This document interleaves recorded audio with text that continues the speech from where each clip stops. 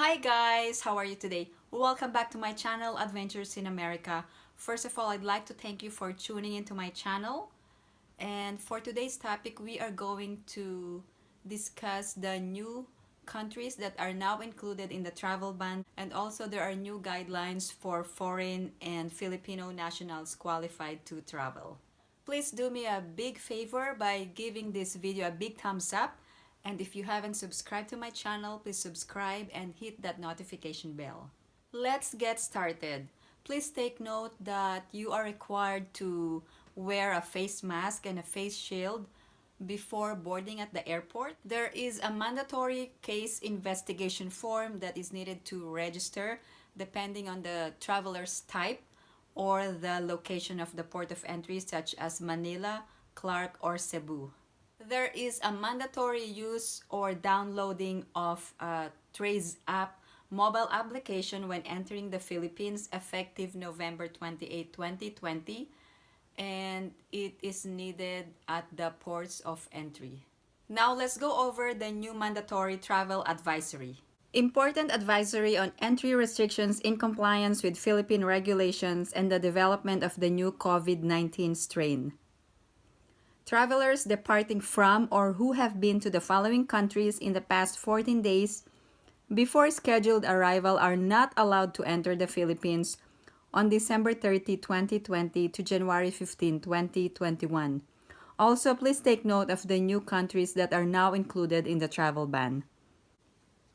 United Kingdom, United States, South Africa, Switzerland, Italy, Denmark, Israel, Hong Kong, Spain, Ireland, the Netherlands, Singapore, Lebanon, Japan, Canada, Germany, Sweden, Australia, France, Iceland, South Korea. Here are the new countries effective January 8: Portugal, India, Finland, Norway, Jordan, Brazil, and Austria will be effective January 10, 2021. Let's talk about those who are exempted from the travel ban and the mandatory health protocols. Exemptions. The following are exempted in this travel restriction and are allowed to enter the Philippines subject to certain arrival and quarantine protocols. Filipino nationals. Effective January 8, 2021, unaccompanied minor Filipino nationals below 18 years old, only if traveling under repatriation programs of the government, who shall be turned over to Overseas Workers Welfare Administration and the Department of Social Welfare and Development. Unaccompanied minor Filipino nationals not under repatriation programs of the government will not be allowed entry. Local accredited non-Filipino diplomats and international organizations such as the World Health Organization and the United Nations shall be exempted from quarantine protocols, provided they will undergo RT-PCR test upon arrival at the airport, execute an undertaking, and observe strict 14-day quarantine pursuant to relevant DOH or Memorandum Circular. Non-Filipino dignitaries who shall observe existing testing and quarantine protocols upon arrival. Those for medical and emergency cases, including their medical escorts, if any. Those without an existing valid visa must apply for an entry visa at the nearest Philippine Foreign Service post.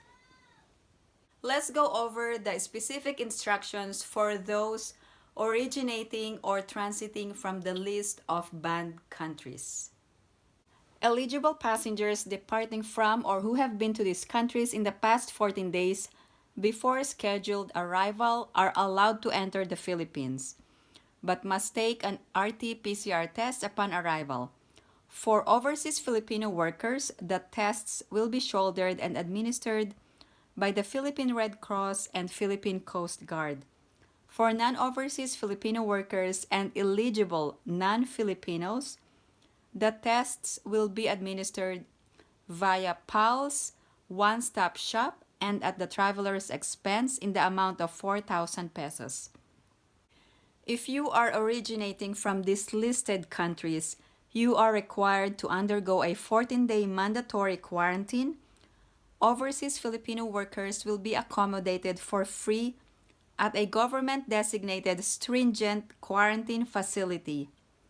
Non-OFWs and eligible non-Filipinos will be assigned a quarantine facility designated by the Philippine government subject to availability of accommodation. If you do not wish to stay at your assigned hotel or there is no available government-designated facility upon arrival, you must choose your own DOT accredited hotel suitable for a stringent quarantine and at your own expense, including your transportation from the airport to the hotel. You may also book your 14-day quarantine stay in advance. If you are transiting through these listed countries, you must undergo hotel quarantine until you receive your negative RT-PCR test. Transiting passengers are defined as those who have been to the airport the whole time and have not been cleared entry to the countries above by its immigration authorities. Let's talk about the procedures when you receive your results. If you test positive, the Bureau of Quarantine shall contact and transfer you to a designated facility or hospital for further medical management. If you test negative for passengers originating from the listed countries, complete your 14-day mandatory hotel quarantine before clearance.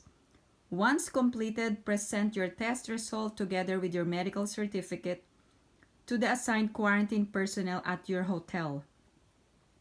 For passengers transiting through the listed countries, present your test result together with your medical certificate to the assigned quarantine personnel at your hotel. Please complete your 14-day quarantine at home. For a hard copy of your certificate, printing services will be available at your hotel. Please expect more travel restrictions from the Philippine government in the coming days, and also we are going to await the government announcement come January 15. Thank you guys for watching, and if you haven't liked this video, please give it a big thumbs up. And if you haven't subscribed to my channel, please subscribe and hit that notification bell. Stay safe, and I will see you in my next video.